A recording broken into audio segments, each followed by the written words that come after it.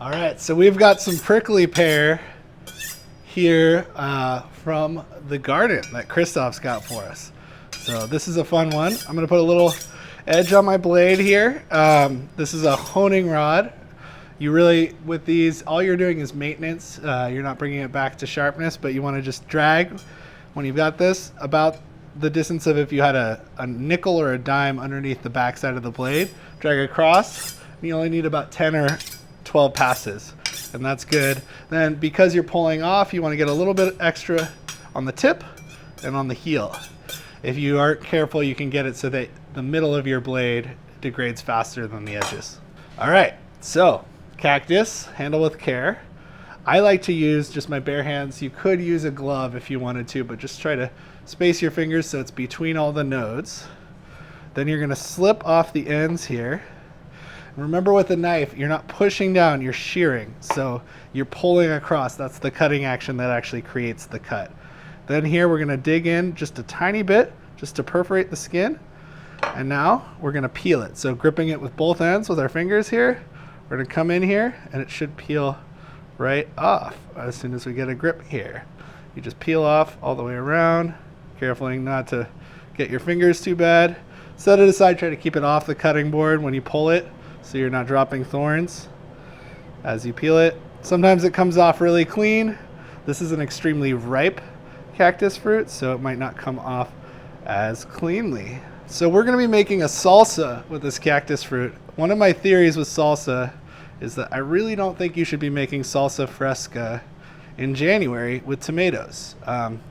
That said, there are a lot of things that are in season throughout the year that are substitutes for salsa. We actually have a resource you can see on our blog that's the seasonal salsa wheel that takes you all the way from winter, when you can use apricots as an early fruit.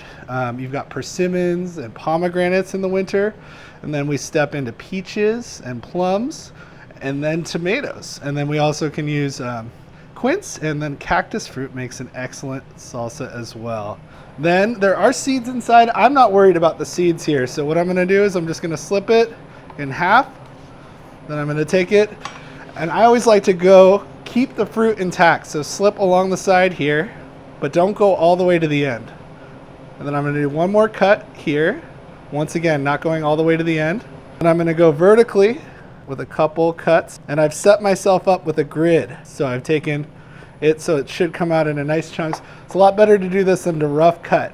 And especially with things that are juicy, you're gonna preserve a lot more of the juice this way. So I'm cutting these, and I'm getting these nice little cubes that are similar to a salsa fresca. And then once you get to the heel that you cut differently, then you can just make an extra cut and go sideways. And we get some nice little pieces here for salsa fresca. Slip the other side. Working my knife back and forth. Once again, the shear is where the cut's coming from. You're not pushing, you're pulling. And that's the thing you always remind yourself, is that you're not pushing down, you're pulling the knife, dragging it across the surface to create the cut. Also, never drag your blade across the surface. You always want to flip it if you're using it as a scraper, or you can use a bench scraper. So we've got one cactus in there, and then we will move on to a jalapeno. This is also from the farm. Really fortunate to have that. If you're doing a bunch of jalapenos, you want to be very careful that you don't get your fingers too spicy and then touch your eye. You want to wash your hand before you leave, before you go to the bathroom, whatever's happening. It's really important. You can wear gloves if you want. I'm scraping out the veins and seeds here because I don't want it to be too spicy. Most of the heat, 80 to 90% of the heat in a pepper is in the veins. So that's where you really want to be careful. It depends on it. There's a lot of variation between different jalapenos. So I'm going to test one piece of this. It's got some pretty good heat. I'm washing my hands because it's COVID. So anytime you taste anything with your mouth, if other folks are going to eat it, you want to wash your hands. And yeah, that's got some good heat. So good job, farm team. But sometimes you'll have a case of jalapenos and everyone is a slightly different spice level. So same thing here, I'm scoring it and then I'm chopping across. And with these, I don't want to have too big a piece, especially given that spice level. So I mean, even after I get that down to this size, I'm gonna do a rough chop. So a rough chop is where you anchor the tip of the knife here, you put your fingers down on it, and then you just go up and down. And you can get a lot smaller this way, but you always want to cut it first into your grid, because a rough chop can be really inaccurate if you try to just take it from the beginning. So you want to be really deliberate with your cuts, and then you can get down to mincing, which is what we're doing here.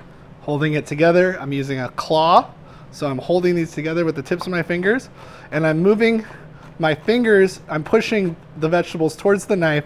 I'm not moving my knife towards the vegetables. If you do that, you're going to start getting at an angle and you're going to create a radial cut. You want to be pushing with your left hand, if you're right-handed, offhand, towards your knife, so your knife is just moving up and down, so you don't have any funny angles. So now that I've got it cut up, getting my rough mince on there, and you can take it down as far as you want. If you want to be really methodical and perfect, you can keep scraping, pushing it back, mincing it again until everything is totally uniform. I'm more of a rustic chef. I like things to be kind of mismatched and modern art-y. I think it's a lot easier to make food look good that way. If you try to make everything perfect, if there's one thing out of place, it's going to look totally wrong. But to each their own. Some people are perfectionists and really like everything to be just so. So that's totally your call. We're going to put an onion, I'd say a half onion based on one fruit here. So I'm slipping the ends off. I batch actions here, so I'm cutting off the ends before I half it because that's 2 less cuts. That makes a big difference in a kitchen like this when you break down a whole case of onions in a morning, sometimes 3 cases of onions. So at home, it's good to think about repetitive actions and what you're doing.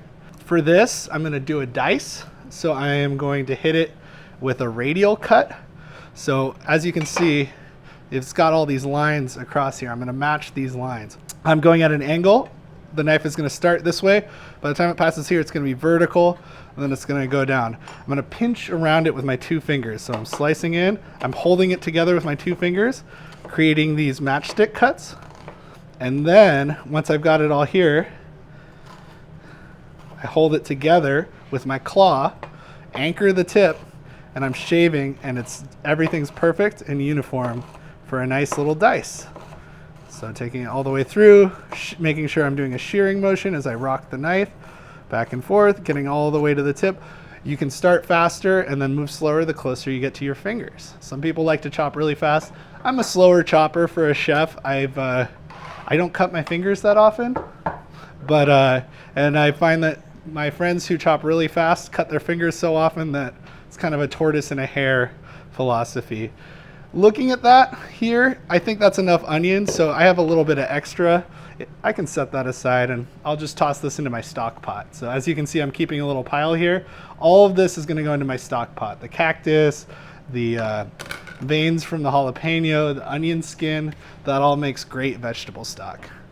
Now I'm just going to take a clove of garlic, and add it. Once again, everybody does this differently. I personally like to chop off the ends of my garlic stem. If you pull it right, sometimes you can just get the skin off as you chop off your ends. Makes great stock. Just peeling. Some people put it between 2 metal bowls. They'll cut off the tips and then they'll put them all in 2 metal bowls and shake them up. The more you cut and contact garlic, the more bitterness is released. So I like to be really gentle with my garlic because you can get a lot more delightful, soft flavor if you're gentle with it. So that's why I almost never mince garlic. I always make deliberate cuts. So here I'm gonna half it.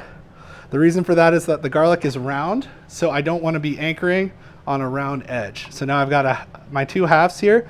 I'm gonna slip it in half horizontally, almost all the way to the end, but not quite there. Make my vertical cuts, and then very carefully, and I only want to do this once, so I'm going a little slower and making sure I make nice little pieces of garlic so that nothing's too darky. As I get to the heel, I turn it and then go all the way there. And that's exactly where I want those pieces to be, and I'm not going to chop them anymore. And I'm releasing the fragrance of the garlic, but I'm not overly extracting the bitterness. And that's super, super important. Coming across. The sharper your knife is, the less likely you are to cut yourself. dull knives slip, and that's how you end up cutting yourself. So keeping a nice sharp blade. It's hard in college. There are really good knives that you can buy for $20 to $40. I can share those with you if you want to reach out. Let me know your budget for buying a knife. I really recommend buying. You only really need one good knife. You don't need to buy a whole toolkit. 90% of what I do in a kitchen, I do with one of these. This is a Santoku style in Japan. This is a Cuisinart knife, not super expensive. I have my knives at home. I didn't bring in my knife roll today. I've got some more sophisticated Japanese knives, but I spend 6 to 12 hours a day chopping on a regular basis. So I invest in my knives. I like to have a wooden handle, but that's me. For home, I'd say this is the best shape. It's an all-purpose knife. There's a lot you can do. You can break down a chicken with it. You can chop vegetables. You can slip strawberries with it. I find the balance is really nice. You don't need much more than this in a paring knife, to be honest. Once you start getting into butchering, bread knife, there's a few other things you can do, fish fillet knives, but for most of what you do in a kitchen, all you need is one good Santoku.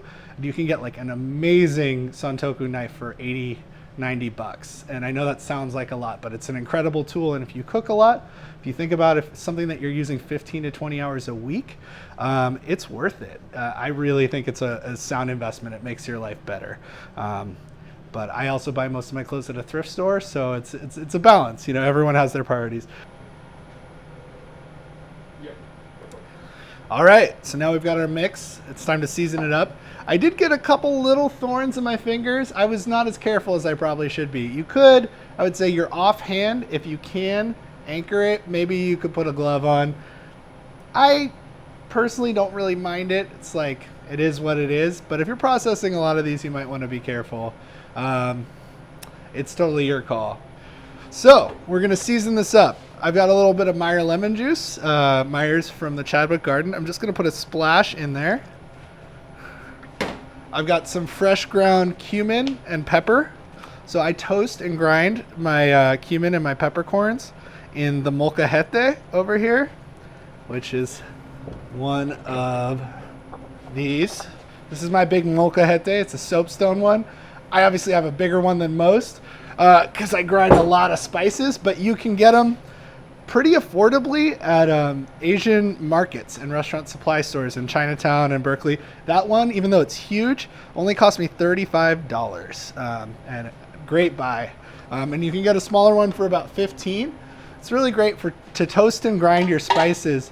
They actually will last a lot longer. You know, pepper, once it's oxidated and ground up, doesn't last as long. I'm just adding some salt here. Now we've got our pepper, our cumin, our garlic, our jalapeno, our lemon juice, our onion, and of course, our prickly pear. So we just need to add a little bit of salt. I'm gonna add a couple pinches here. And then we are just gonna mix it together. And we've got a beautiful color. Prickly pear has this vibrant tangerine ruby orange that's so special. And I can smell it, really aromatic, something very distinct about that nopale smell. It's similar to the cactus itself. And then we're gonna give it a try because you should always taste your food and adjust accordingly. Oh, that's bomb. That doesn't need anything. Enjoy. So that's prickly pear salsa. If you happen to have a prickly pear in your backyard, help yourself, and all kinds of fun stuff you can do.